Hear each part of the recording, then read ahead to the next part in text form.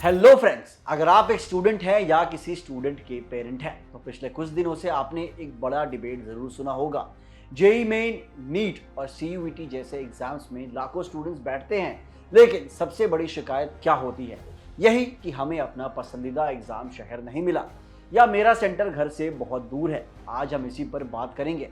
NTA यानी national testing agency के director general Abhishek Singh ने खुद सामने आकर समझाया है कि आखिर इतने बड़े लेवल पर एग्जाम सेंटर्स कैसे अलॉट किए जाते हैं और क्यों कुछ स्टूडेंट्स को उनकी पहली पसंद का शहर नहीं मिल पाता।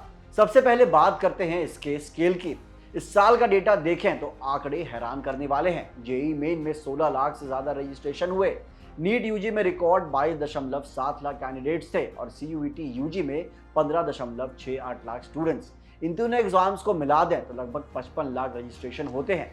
ये भारत की सबसे बड़ी रैंकिंग एक्सरसाइज है। अभिषेक सिंह ने बताया कि अकेले सीयूईटी यूजी में 12,900 से ज्यादा सब्जेक्ट कॉम्बिनेशन है।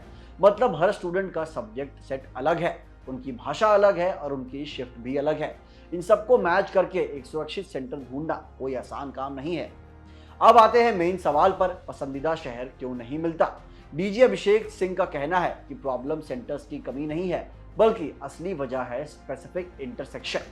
इसका मतलब है कि जब आप एक शहर चुनते हैं तो एनटीए को 3 चीजें मैच करनी होती है: आपका चुना हुआ शहर, आपका सब्जेक्ट कॉम्बिनेशन और वो स्पेसिफिक शिफ्ट जिसमें वो एग्जाम होना है।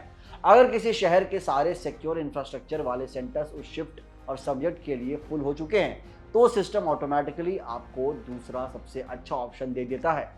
एनटीए के मुताबिक 79% स्टूडेंट्स को उनकी पहली पसंद मिली है और 96.6% को उनकी टॉप चॉइसेस में ही सेंटर मिला है।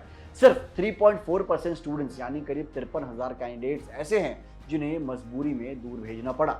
इसके पीछे एक और बड़ी सच्चाई है इंफ्रास्ट्रक्चर की कमी। उत्तर प्रदेश, बिहार और दिल्ली जैसे राज्यों में कैंडिडेट्स बहुत ज़्यादा हैं, लेकिन वहाँ कंप्यूटर बेस्ड टेस्टिंग यानी सीबीटी के लिए उतने सुरक्षित सेंटर्स नहीं है जितनी की डिमांड है। सीयूईटी अभी सिर्फ 4 साल पुराना एग्जाम है और इसकी ग्रोथ इतनी तेज है कि एग्जाम सेंटर्स का नेटवर्क तैयार होने में थोड़ा वक्त लग रहा है। साथ ही सिक्योरिटी का भी सख्त ध्यान रखना होता है। नीट जैसे ऑफलाइन एग्जाम के लिए 1.5 लाख सीसीटीवी कैमरे, एआई मॉनिटरिंग और बायोमेट्रिक वेरिफिकेशन जैसे लेयर्स होती हैं। नीट का कहना है कि वो सिक्योरिटी पर समझौता नहीं कर सकते, भले ही इससे थोड़ी परेशानी क्यों ना हो जाए।